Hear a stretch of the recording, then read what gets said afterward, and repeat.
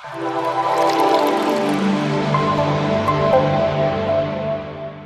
friends, welcome back once again. I'm your host Darshan and welcome to my little kitchen, that is Darshan's little kitchen. Friends, last time આપણે T મસાલાની recipe કરેલી હતી ત્યારે જ મેં તમને promise કરેલું હતું કે હું ડેફિનેટલી પ્રોપર જે હોટલમાં મળતી એવી મસાલા ચાયની રેસિપી શેર કરીશ. તો આજે ડેફિનેટલી આપણે એ લઈને આવીએ છીએ.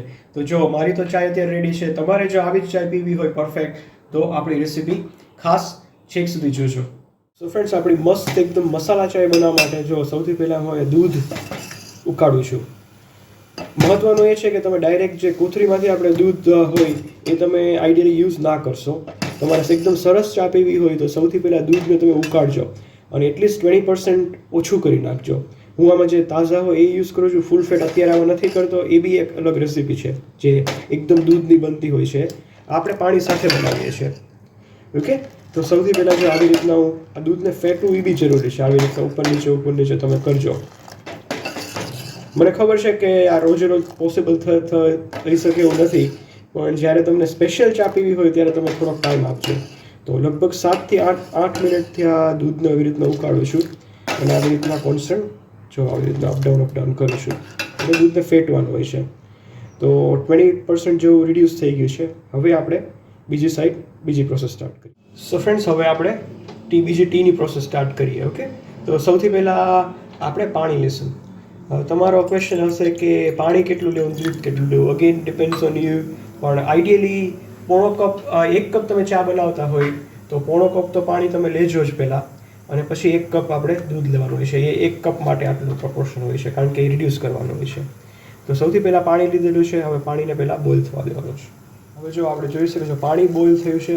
હવે હું એમાં ક્રશ કરેલું આદુ હું એડ કરું છું. આદુ મેક શ્યોર ફ્રેન્ડ તમે સ્મેલ કરજો. આદુ તમને ખરાબ થોડી સ્મેલ આવતી હોય તો એ તમે યુઝ ના કરશો, કારણ કે ઘણીવાર એવું થાય છે કે દૂધ ઘણીવાર ફાટી જાય છે.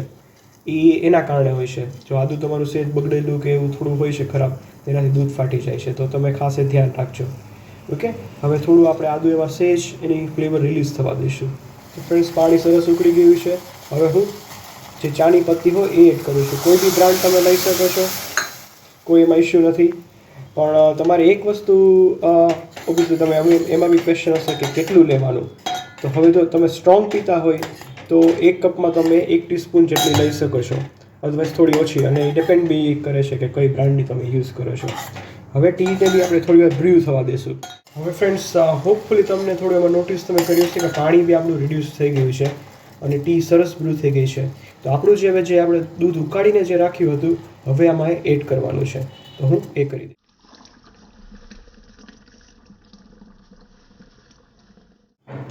તો દૂધ નાખ્યું ફ્રેન્ડ્સ. હવે આપણે ચાને ઉકાળવાની છે, કૂક થવા દેવાની છે. તો આવી રીતના અને કોન્સ્ટન્ટ તમે ચલાવતા બી રહેજો. અને ધીમે ધીમે જો અત્યારે કલર ધીમે ધીમે પકડવા માંડ્યો છે. હજી જેમ કૂક થશે એમ કલર એ થોડો પકડતો જશે. પણ એક ચલાવવું એ ખૂબ મહત્વનું છે. લાગે છે કે આ સ્પેશિયલ ચાય છે. દૂધ આપણે ઉકાળવાનું બીજું એ બી કારણ છે, ઘણીવાર દૂધની તમને કાચી સ્મેલ આવે છે. તો હવે સ્મેલ એ નહીં આવે. હવે ફ્રેન્ડ્સ, તમે જોઈ શકો છો મારા પ્રમાણે જે મને ભાવે છે એ રીતનો કલર પરફેક્ટ હવે આવી ગયો છે. તમે સ્ટ્રોંગ પીતા હોય તો ઓબ્વિયસલી તમે થોડી વધુ ઉકાળજો, અથવા ટી તમે થોડી વધુ નાખી શકો છો. હવે હું એક વસ્તુ નાખીશ, એ છે ફુદીનો.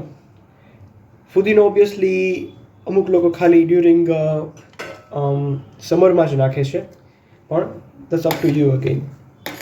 તો ફુદીનો, આદુ અને ફુદીનો બંને હું યુઝ કરું છું. હજી તમે નોટિસ કરીશો શુગર બી એડ કરી નથી. શુગર પહેલાં નહીં, આપણે લાસ્ટ એકદમ એન્ડિંગમાં એડ કરવાની હોય છે. તો શુગરમાં હું તમને નહીં કહું કે તમે કેટલી એડ કરો. અમે શુગર ઓછી ખાઈએ છીએ, તો 2 કપમાં 1 ટીસ્પૂન શુગર અમે એડ કરીએ છીએ, હું મારા વાઈફ. તો અમે એટલી એડ કરી. હવે હું થોડી પાછી કૂક કરીશ. હજી મેં ચાનો મસાલો એડ નથી કર્યો. એ તમે છેલ્લે એકદમ લાસ્ટ સ્ટેજ ઉપર એડ કરજો, કારણ કે તમે ચાનો મસાલો અત્યારે તમે નાખી દેશો તો એની જે ફ્રેગ્રન્સ છે એ બધી ઉડી જશે. તો ફ્રેન્ડ્સ, હવે લાસ્ટમાં આપણે ટીનો મસાલો એડ કરવાનો છે. આ હોમમેડ મસાલો છે અને રેસીપી મેં રિસન્ટલી જ કરેલી છે, ઓલરેડી અપલોડેડ થઈ ગયેલી છે. તો તમે ખાસ જોજો. હોમમેડ ટી મસાલો છે, બહુ જ મસ્ત હોય છે. હું ½ ટીસ્પૂન જેટલો એડ કરું છું, કારણ કે આપણે ઓલરેડી એમાં આદુ એડ કરેલું છે. તો જો તમે આદુ ના એડ કર્યું હોય પહેલાં તો તમે ખાલી મસાલાથી જ બનાવી શકો છો, પણ મેં આદુ એડ કર્યું છે એટલે હું થોડોક જ નાખું છું. અને ઓલરેડી આખા મારા કિચનમાં ફ્રેગ્રન્સ ફેલાઈ ગઈ છે, તમને એવું એક ઓનેસ્ટ કહી દઉં. હવે ફ્રેન્ડ્સ, તમારે જો હજી થોડું કંઈ બીજું કરવું હોય આમાં, તો યુ કેન એડ કેસર જે હોય છે, સેફ્રન, એ તમે એડ કરી શકો છો. તમારે એડિશનલ થોડું શાહી ચા બનાવવી હોય, પણ મારા માટે આ પરફેક્ટ છે. હું અત્યારે કેસર નથી આમાં એડ કરતો, તો મારી માટે આ પરફેક્ટ હવે ટી રેડી છે. તો ફ્રેન્ડ્સ, હવે આપણી ગરમા ગરમ ચાય આપણે સર્વ કરીએ.